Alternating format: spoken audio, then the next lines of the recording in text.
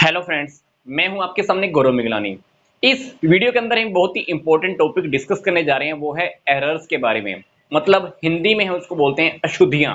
देखो, जब भी हम अकाउंट्स का कोई ना कोई काम करते हैं, अकाउंटिंग का काम करते हैं, कहीं ना कहीं एरर्स तो आती ही हैं। और उन अशुद्धियों की वजह से, उन एरर्स की वजह से कहीं ना कहीं हमारा अकाउंट्स में गड़बड़ भी आना स्टार्ट होता है, कहीं ना कहीं बैलेंस फ्लक्चुएट भी हो जाता है।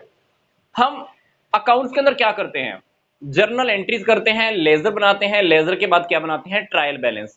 ट्रायल बैलेंस बनाने का जो हमारा मेन टारगेट होता है, क्या होता है? बिजनेस के अंदर जो भी हमने अकाउंट मेंटेन किए उसकी एक्यूरेसी को चेक करना, मतलब शुद्धता की जांच करना। पर कभी कभी क्या होता है, हमने ट्रायल बैलेंस बनाया और ट्रायल बैलेंस की डेबिट और क्रेडिट दोनों साइड का जो टोटल है वो इक्वल आ जाता है।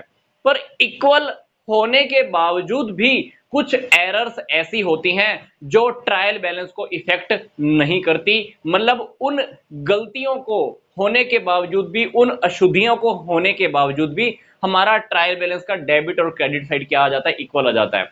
तो मतलब ट्रायल बैलेंस का डेबिट और क्रेडिट साइड दोनों इक्वल होने का मतलब हमेशा ये नहीं हो सकता कि हमने कोई मिस्टेक नहीं किया है। कोई मिस्टेक फिर भी हो सकती है।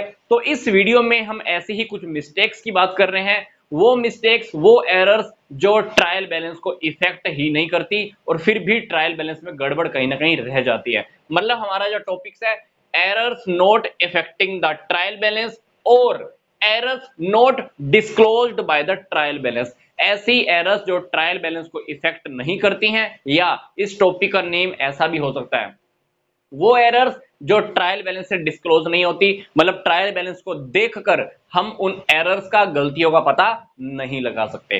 तो कौन कौन सी एरर्स ऐसी हैं?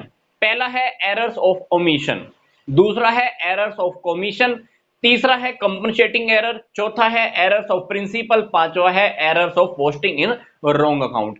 तो इस वीडियो के अंदर हम सबसे पहले बात करते हैं एरर्स ऑफ ओमिशन की। एरर्स ऑफ ओमिशन मतलब ऐसी एरर, ऐसा गलती, ऐसी अशुद्धि जिसको हम अपनी बुक्स के अंदर रिकॉर्ड ही करना भूल गए। फॉर एग्जाम्पल, हमने किसी पर्सन के साथ ट्रांजेक्शन की, हमने किसी पर्सन के साथ कोई ट्रांजेक्शन की, वो ट्रांजेक्शन हमने ना तो जर्नल में की, ना सब्सिडरी बुक्स में की, और ना ही वो लेजर के अंदर हो पाया। अब जर्नल में हमने एंट्री नहीं की थी, तो लेजर में तो कहां हो पाएगा? इसी तरह से सब्सिडरी बुक्स अगर हम मेंटेन करते हैं, तो सब्सिडरी बुक्स के बाद भी हमको क्या मेंटेन करना होता है? लेजर। तो कभी कभी कुछ चीजें ऐसी होती हैं, कभी कभी कुछ ट्रांजेक्शन ऐसी होती हैं, हम लिखना ही भूल जाते हैं।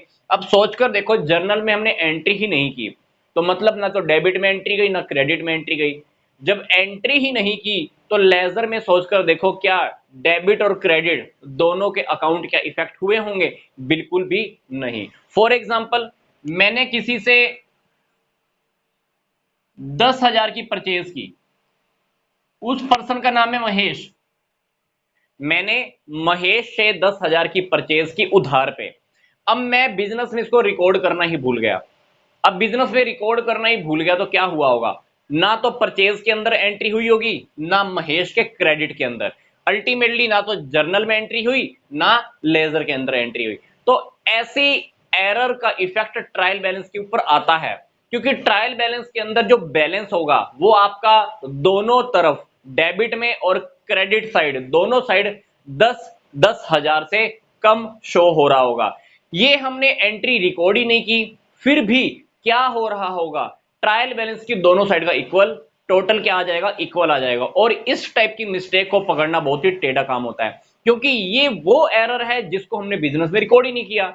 बिजनेस में हमने रिकॉर्ड ही नहीं किया, ना तो जर्नल में लिखा, ना ही लेजर में पोस्टिंग हुई। और लेजर के बाद हम क्या बनाते हैं? Trial balance. ट्रायल बैलेंस के अंदर डेफिनेटली डेबिट में भी 10,000 नहीं गए, क्रेडिट में भी 10,000 नहीं गए, तो अल्टीमेटली क्या आ जाएगा? ट्रायल बैलेंस का टोटल तो फिर भी इक्वल ही आ रहा होगा, जबकि हमने एक ट्रांजेक्शन को रिकॉर्ड ही नहीं किया। तो ऐसी ट्रांजेक्शन, ऐसी एरर जिसको हम रिकॉर्ड करना ही भूल जाते हैं, ना तो डेबिट में गई, ना क्रेडिट में गई, ना जर्नल में गई, ना लेजर में गई, जर्नल और लेजर में ही नहीं गई, तो डेफिनेटली उसने ट्रायल बैलेंस को भी कहीं भी इफेक्ट ही नहीं किया होगा। ट्रायल बैलेंस का टोटल वहीं का वहीं इक्वल का इक्वल आ रहा होगा। तो क्या इसको हम बोलते हैं इसलिए एरर्स ऑफ ओमिशन। ठीक है, तो नेक्स्ट वीडियो के अंदर हम डिस्कस करेंगे कि एरर्स ऑफ कमीशन क्या होता है।